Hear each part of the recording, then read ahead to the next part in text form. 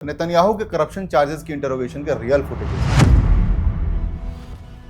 बड़े लीडर्स अपनी अपनी कारस्तानियां छुपाने के लिए किसी देश का प्रधानमंत्री सिगार और शैंपेन मांगता। एलेक्सिस ब्लू नाम के एक डॉक्यूमेंट्री फिल्म मेकर, इसे इजराइल में बैन कर दिया गया। अगर मैं कहूं कि यह मिडिल ईस्ट का पूरा युद्ध न तो अमेरिका तेल के लालच में कर रहा है और न ही ईरान के न्यूक्लियर फैसिलिटी को बर्बाद करने के लिए कर रहा है, बल्कि ये पूरा युद्ध बस एक इंसान को उसके देश में चल रहे करप्शन चार्जेस से बचाने के लिए कर रहा है। इस कहानी को अगर तुम पूरा सुनोगे तो तुम्हारे होश उड़ जाएंगे और तुम्हें समझ आ जाएगा कि दुनिया भर में नैरेटिव का खेल आखिर चलता कैसे है। मेरा नाम है करुणेश और आज मैं तुम्हें इस स्पेशल रिपोर्ट में एक ऐसी बात बताने जा रहा हूं जिस पर बहुत कम लोगों का ध्यान गया है और इंडिया में तो इस पर लोगों का ध्यान बिल्कुल भी नहीं गया है। तो अगर किसी भी तरीके से तुम्हारे फीड में ये वीडियो आई है तो इसे पूरा जरूर देखना और जाते जाते अपने एल्गोरिदम को थैंक यू जरूर बोलते जाना। तो चलो शुरू करते हैं। शुरुआत में मैं कुछ नाम लूंगा, इन सभी नामों को बहुत ध्यान से सुनना। ये सभी नाम बहुत जरूरी हैं। ये वो लोग हैं जिनकी वजह से मिडिल ईस्ट में आज ये हालात हैं। तो चलो पहला नाम शुरू करते हैं। पहला नाम है बीबी, उसके बाद आता है सारा, फिर अर्नोन मिल्चान, उसके बाद हदस कलेन, उसके बाद शानी। ये हैं 5 नाम। इसके बाद 2 कोड नेम भी बताता हूं। पहला है ग्रीन लीव्स और दूसरा है पिंक्स। अब सोच रहे होंगे कि ये सब चल क्या रहा है और ये किसकी बात चल रही है। हो सकता है कुछ लोग समझ भी गए होंगे। जो समझ गए हैं वो कमेंट बॉक्स में लिखकर बता दीजिए कि किसकी बात हो रही है। कैसा लगेगा कि किसी देश का प्रधानमंत्री किसी से सिगार और शैंपेन मांगता, सही सुन रहे हो, गिफ्ट के तौर पर मांगता और कहता हो कि इसे पूरा बैग में अच्छे से भर के लेके आए, ध्यान रहे इसे कोई देख ना पाए। अब मैंने तुम्हें कुछ लोगों के नाम बताए थे और फिर 2 कोड नेम भी बताए थे, ग्रीन लीव्स और पिंक्स। तो वो प्रधानमंत्री मान लो पहला व्यक्ति यानी कि बीबी। बीबी की पत्नी है सारा। बीबी का बहुत ही क्लोज फ्रेंड है अर्नोन मिल्चान। अर्नोन मिल्चान की पर्सनल सेक्रेटरी है हदस कलेन।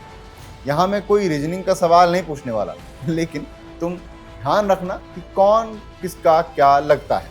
आगे की पूरी कहानी इस पर ही टिकी। हुआ क्या है कि एलेक्सिस ब्लू नाम के एक डॉक्यूमेंट्री फिल्म मेकर है। उन्होंने एक डॉक्यूमेंट्री फिल्म बनाई है, नाम है द बीबी फाइल्स। ये फिल्म पिछले साल आ चुकी। क्या है इस फिल्म में और क्यों इसे इजराइल में बैन कर दिया गया? चलो शुरू करते हैं।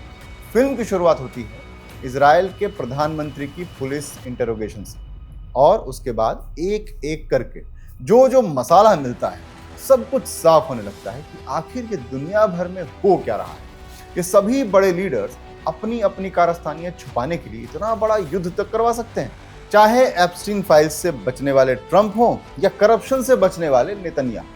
अब समझो कि आखिर नेतन्याहू ने ऐसा क्या किया होगा जिसके बदले उन्हें पूरे देश को युद्ध में धकेलना पड़ा। फिल्म के अंदर नेतन्याहू के करप्शन चार्जेस की इंटरोगेशन के रियल फुटेजेस। शुरुआत होती है जब पुलिस प्रधानमंत्री से पूछती है कि क्या आप गिफ्ट्स एक्सेप्ट करते हैं। इसके जवाब में प्रधानमंत्री कहते हैं कि हाँ, अगर बहुत करीबी दोस्त सिगार दे तो जरूर करूंगा। जिस पर पुलिस पूछती है कितने करीबी दोस्त, कुछ नाम बताएंगे, जिसे प्रधानमंत्री टाल देते हैं। इसके बाद स्क्रीन पर नेतन्याहू के दोस्त और हॉलीवुड के बड़े प्रोड्यूसर अर्नोन मिल्चान दिखाई देते हैं। उनसे पूछा जाता है कि आपने प्रधानमंत्री को महंगे गिफ्ट दिए हैं। इसका जवाब में वो कहते हैं कि हाँ दिए हैं। बीबी ने मांगे हैं तो दिए। पता चलता है कि बीबी यानी कि बेंजामिन नेतन्याहू ने अपने दोस्त से कई सारे अगर मैं कह रहा हूं तो मैं हजारों डॉलर की बात कर रहा हूं, इतने अमाउंट के सिगार और शैंपेन एज गिफ्ट देने को कहे और समय समय पर लेते रहे। यहां तक तो बात समझ में आ गई। इसके आगे जो और भी छीछालेदर मचा पड़ा है वो भी बताता हूं। भाई अब आती है सारा नेतन्याहू। पुलिस ने इनको भी पूछताछ के लिए बुलाया। ये कौन है? ये प्रधानमंत्री की पत्नी सारा नेतन्याहू साफ तौर पर पुलिस के साथ अकड़ती दिखाई दे रही है।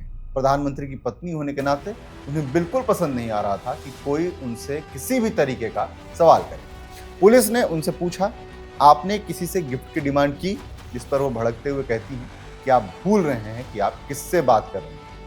आप ये सब प्रधानमंत्री को गद्दी से हटाने के लिए कर रहे हैं। नेतन्याहू से बात करते हुए पुलिस ने उनसे कई सवाल किए, जिस पर नेतन्याहू ने लगभग हर सवाल का जवाब एक लाइन में, मुझे ठीक से याद नहीं, जिसे पुलिस ने मेंशन भी किया कि सर आपने अभी तक जितने भी जवाब दिए हैं उसमें से 90% में आपने यही कहा है कि आपको याद नहीं। एक और बात जिसे जानकर आपके होश उड़ जाएंगे, नेतन्याहू को उनके वकील ने केस की शुरुआत में ही ये सुझाव दिया कि उन्हें इस्तीफा देकर पद से हट जाना चाहिए, लेकिन नेतन्याहू ने ये सुझाव इसलिए नहीं माना कि अगर वो पावर में नहीं रहेंगे तो फिर इस नैरेटिव को कंट्रोल करना और भी मुश्किल हो जाएगा। पुलिस इंटरोगेशन में नेतन्याहू के दोस्त अर्नोन ने कहा कि उन्हें अंदाजा भी नहीं था कि उनकी दोस्ती उसे इतनी महंगी पड़ेगी, और ये कहते हुए जो मुस्कुराहट उनके चेहरे पर होती है वो देखने लायक होती है। अर्नोन की सेक्रेटरी हैं हदस कले। अर्नोन का हर काम हदस के थ्रू ही होता है। पुलिस उसका भी इंटरोगेशन करती है, उससे पूछती है कि आखिर ये सिगार और शैंपेन किसके लिए जाते थे और किसके कहने पर जाते थे। इसके जवाब में वो बताती है कि ये सब नेतन्याहू और उनकी पत्नी के लिए थे और उनके मांगने पर भेजे जाते थे। यही नहीं, अर्नोन ने उन्हें $42,000 का एक हार भी दिया, जिसे नेतन्याहू ने भड़काऊ बताया था। भड़काऊ इसलिए क्योंकि उसमें हीरे जड़े थे।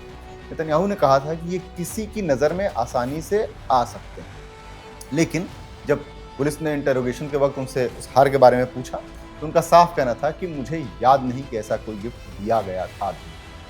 फिल्म में नेतन्याहू के घर पर काम करने वाला एक हाउस हेल्प ये बताता है कि सारा नेतन्याहू हाउस हेल्प्स के साथ कितनी बदतमीजी से बात करती है। वो आधे दिन शैंपेन के नशे में होती है, जैसे हम कॉफ़ी पीते हैं ठीक उसी तरीके से वो शैंपेन पीती है। डॉक्यूमेंट्री में एक और बात मेंशन किया गया, वो ये कि नेतन्याहू अपनी पत्नी सारा से बेहद डरते हैं। उस पर बात करेंगे, लेकिन उससे पहले ये समझते हैं कि इतना सब होते हुए भी नेतन्याहू इजराइल में इतने पॉपुलर क्यों हैं। जवाब है योनातन नेतन्याहू यानी बेंजामिन नेतन्याहू के बड़े भाई। 4 जुलाई 1976 को युगांडा के एंटाबे एयरपोर्ट से इजरायली हॉस्टेज को छुड़ाने के लिए एक ऑपरेशन हुआ। नाम था ऑपरेशन थंडरबोल्ट। इसकी अगुवाई करते हुए योनाथन की मौत हो गई। इसके बाद से देश में उनका खूब नाम हुआ। इसका इनडायरेक्ट फायदा हुआ बेंजामिन नेतन्याहू। इसके अलावा नेतन्याहू हार्डकोर राइट विंगर हैं और आतंकवाद पर उनका बहुत स्ट्रॉन्ग स्टैंड भी रहा, और यहीं से पैदा होता है हाइपर नेशनलिज्म, जिसका हर तरीके का फायदा बेंजामिन नेतन्याहू और उनकी पत्नी सारा नेतन्याहू को मिलता रहा। बेंजामिन नेतन्याहू को पता है कि वो क्या कर रहे हैं, और शायद उन्हें ये भी पता है कि अगर सही से जांच हुई तो वो जेल भी जा सकते हैं। डॉक्यूमेंट्री ये बात क्लियर तरीके से कहती है कि बेंजामिन नेतन्याहू के आसपास कौन लोग होंगे और वो किनके साथ काम करेंगे, ये तय करने वाली उनकी पत्नी होगी। इंटरोगेशन के एक हिस्से में अर्नोन ये बताते हैं कि वो बार बार उन्हें ढेर सारे शैंपेन्स इसलिए भेजा करते थे क्योंकि वो डरते थे कहीं बेंजामिन की पत्नी इस बात के लिए उनसे लड़ने ना लगे। अब उस बात पर आते हैं कि बेंजामिन नेतन्याहू अपनी पत्नी से डरते क्यों। ये वाली बात थोड़ी अजीब है। एक हाउस हेल्प ये कहता है कि उसे सारा और बेंजामिन के बीच का रिश्ता थोड़ा अजीब ही लगता है। ऐसा लगता है मानो बेंजामिन को न चाहते हुए भी सारा की बात माननी पड़ती है। वो सारा को कंट्रोलिंग बताता है और ये कहता है कि सारा इस बात की डिमांड करती है कि उसे नेतन्याहू के हर मूवमेंट का पता चलता रहे। अगर नहीं पता चलता तो वो एक साथ 4-5 अधिकारियों को फ़ोन मिलाने लगती है। इसके बाद डॉक्यूमेंट्री में जिक्र होता है नेतन्याहू के 30 साल पहले के सेक्स स्कैंडल का, जो उस वक्त दबा दिया गया था, लेकिन उसे जाना गया हॉट टेप के नाम से। इसके बारे में बेंजामिन नेतन्याहू का एक पुराना टेप चलाया जाता है, जिसमें वो इसके बारे में सफाई देते हैं और कहते हैं उनकी पत्नी को धमकी दी जाती है। कहा जाता है कि बेंजामिन नॉमिनेशन वापस ले लें वरना हम टेप रिलीज कर देंगे, और यहाँ उनकी पत्नी इतना बड़ा धोखा भी बर्दाश्त कर जाती है और उनका साथ देती है। ये सब कुछ देखकर आप समझ सकते हैं कि आखिर इस फिल्म को इजराइल में बैन क्यों किया गया। इवन बेंजामिन नेतन्याहू ने इसे टोरंटो फिल्म फेस्टिवल में बैन करने की रिक्वेस्ट भी की, लेकिन वहाँ के ज्यूरी ने उनकी मांग को ठुकरा दिया।